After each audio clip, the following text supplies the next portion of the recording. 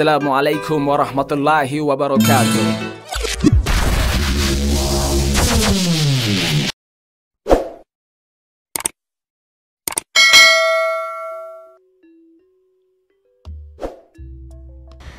Bapak Ibu orang tua murid, seharusnya pada tahun ajaran baru kali ini kita ada pembelajaran secara langsung, tatap muka dengan guru siswa. Hanya saja karena pandemi COVID-19 ini, kita mengharuskan pembelajarannya berubah dari tatap muka menjadi pembelajaran daring atau pembelajaran jarak jauh. Berikut adalah tips-tips pembelajaran jarak jauh.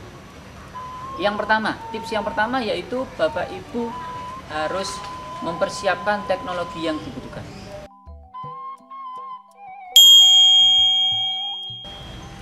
Para orang tua harus mengerti peralatan-peralatan apa saja yang dibutuhkan ketika pembelajaran jarak jauh ini. Seperti satu, bisa laptop, bisa juga komputer, atau mungkin tablet, smartphone, atau HP. Itu sangat penting dalam pembelajaran jarak jauh seperti ini. Selain itu, Bapak Ibu juga membutuhkan jaringan internet. Jaringan internet bisa menggunakan WiFi di rumah. Meskipun tidak harus menggunakan WiFi, bisa jadi juga membutuhkan paket data yang bisa digunakan setiap hari ketika pembelajaran jarak jauh atau PJJ. Tips yang kedua terapkan manajemen waktu. Ini sangat penting. Para siswa harus terbiasa dengan waktu-waktu belajar seperti pembelajaran tatap muka langsung. Jadi para siswa setiap pagi disiapkan untuk persiapan seperti layaknya sekolah. Contoh, ketika gurunya sudah memberikan waktu mulai dari 7:30.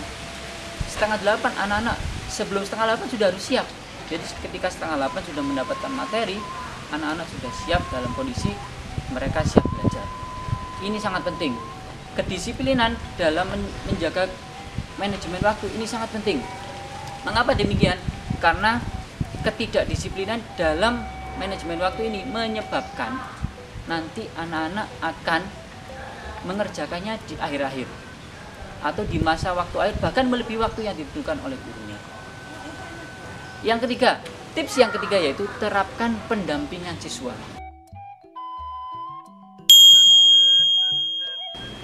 Pendampingan siswa ini sangat dibutuhkan ketika masa PJJ seperti ini. Mengapa demikian?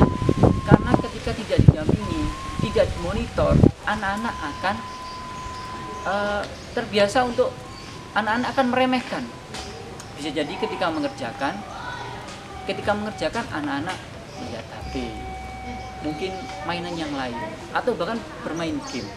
Perlu dimonitor oleh orang tua sehingga anak-anak itu fokus pada pembelajaran jarak jauh ini.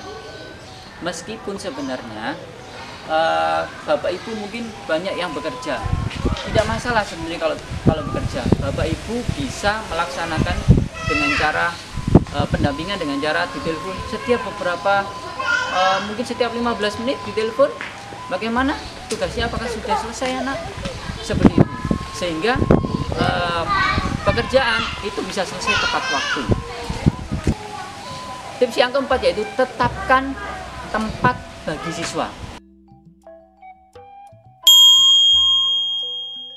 Ini juga penting. Jadi ketika anak-anak belajar itu tetapkan tempat, mungkin ada meja belajar atau mungkin juga ada tempat yang khusus, mungkin ruang tamu atau ruang tengah yang dikhususkan tempat anak-anak itu belajar. Usahakan tempatnya sangat nyaman, ya. Jadi anak-anak bisa ada meja kecil mungkin, ya. Ada tempat duduknya atau mungkin kalau lesian ada karpetnya. Jadi tempatnya nyaman sehingga anak-anak ketika mengerjakan itu lebih mudah dan lebih nyaman, dan harapannya biar bisa anak-anak tetap semangat mengerjakan, tidak bosan ketika mengerjakan. Tips yang kelima yaitu Bapak Ibu harus menjaga komunikasi dengan guru.